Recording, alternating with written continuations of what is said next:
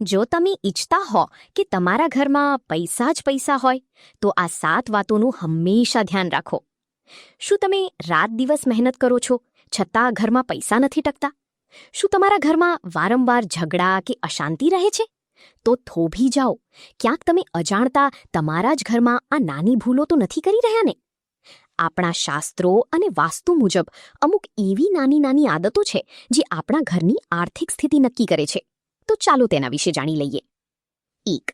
સવારે 7 વાગ્યા પહેલા સ્નાન કરી લો. શાસ્ત્રોમાં સવારના સમયની ખૂબ પવિત્ર માનવામાં આવ્યો છે.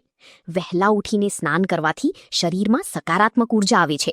જે ઘરમાં લોકો વહેલા જાગીને સ્નાન કરી લે છે ત્યાં માતા લક્ષ્મી હંમેશા પ્રસન્ન રહે છે. 2.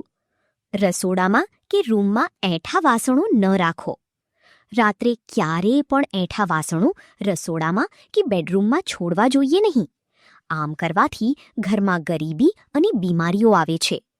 રાત્રે વાસણો સાફ કરીને અને રસોડું સ્વચ્છ કરીને જ સૂવું જોઈએ. 3. પહેલી રોટલી ગાય અને પક્ષીઓ માટે બનાવો. આ આપણી જૂની અને સનાતન પરંપરા છે. રસોડામાં બનતી પહેલી રોટલી ગાય માતા અને પક્ષીઓને ખવડાવવાથી 33 કોટી દેવી દેવતાઓના આશીર્વાદ પ્રાપ્ત થાય છે અને ઘરમાં અન્નધનની ક્યારેય કમી નથી રહેતી. 4. રાત્રે છેલ્લી રોટલી કૂતરા માટે કાઢો. એવી માન્યતા છે કે રાત્રે જમવાનું બનાવતી વખતે છેલ્લી રોટલી કૂતરા માટે કાઢવાથી ઘરના ઘણા વાસ્તુ દોષ દૂર થાય છે અને આવનારા સંકટો ટળી જાય છે. 5. 1 લોટો પાણી રસોડામાં ભરીને રાખો. રસોડામાં હંમેશા પીવાનું પાણી ભરેલું હોવું જોઈએ. ખાલી વાસણો દરિદ્રતાની નિશાની છે. રાત્રે સૂતા પહેલા રસોડામાં 1 લોટો અથવા માટલું પાણીથી ભરેલું રાખવાથી ઘરમાં બરકત આવે છે. 6.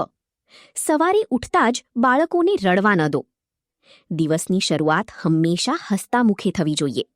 સવારે ઉઠીને તરત બાળકોનું રડવું ઘરમાં નકારાત્મકતા લાવે છે. એટલે બાળકોને હંમેશા પ્રેમથી ઉઠાડો. 7. પતિ પત્નીએ આપસમાં લડવું નહીં.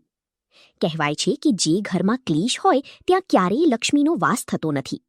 પતિ પત્નીએ એકબીજા સાથે પ્રેમ અને સન્માનથી રહેવું જોઈએ, કારણ કે શાંતિવાળા ઘરમાં જ સમૃદ્ધિનો વાસ હોય છે.